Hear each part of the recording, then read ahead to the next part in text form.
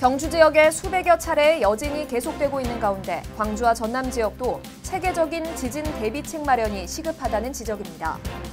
박근혜 대통령의 연설문을 최순실 씨가 사전에 제공받은 것으로 드러난 가운데 광주 지역 국회의원들이 잇따라 비판을 쏟아냈습니다. 2016년 대한민국 신지식인 인증식이 광주 신양파크 호텔에서 열렸습니다. 가을철 단풍이 절정을 이루는 다음 달 5일, 무등산 정상이 일반에 개방됩니다. 여러분 안녕하십니까? DBS 광주 전남권 뉴스입니다.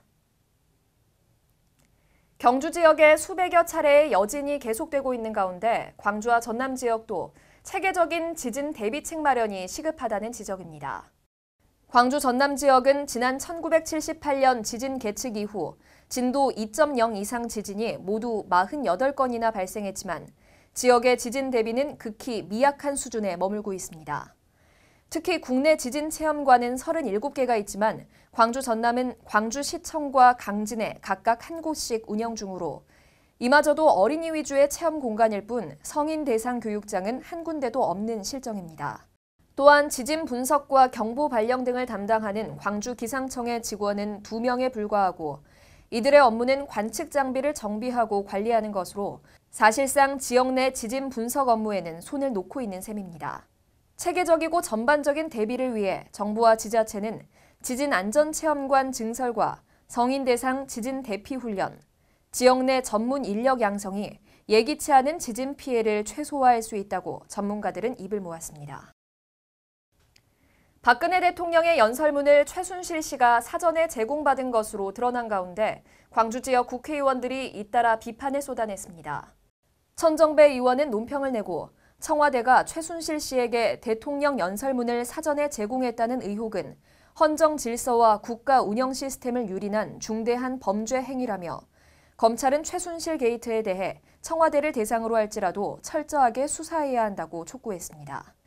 김경진 의원도 논평을 통해 대통령은 스스로 대통령 기록물 관리에 관한 법률을 위반했음을 인정했다며 박근혜 대통령은 진실을 밝히고 청와대 비서진의 총사퇴와 대통령의 결단을 촉구한다고 목소리를 높였습니다.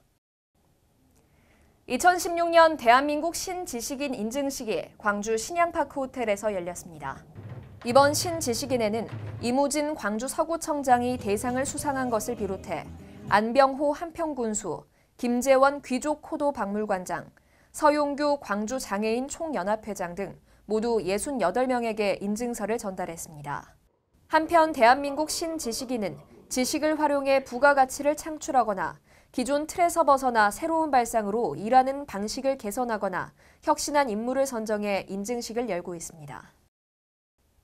가을철 단풍이 절정을 이루는 다음 달 5일, 무등산 정상이 일반에 개방됩니다.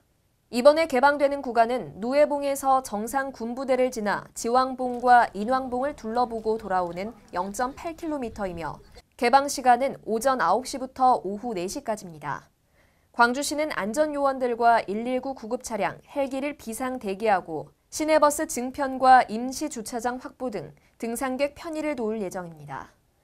한편 무등산 정상은 1966년 군부대 주둔 이후 일반인 출입이 통제됐으나 2011년부터 지난 8일까지 17차례 개방돼 그동안 35만여 명이 정상의 비경을 만끽했습니다.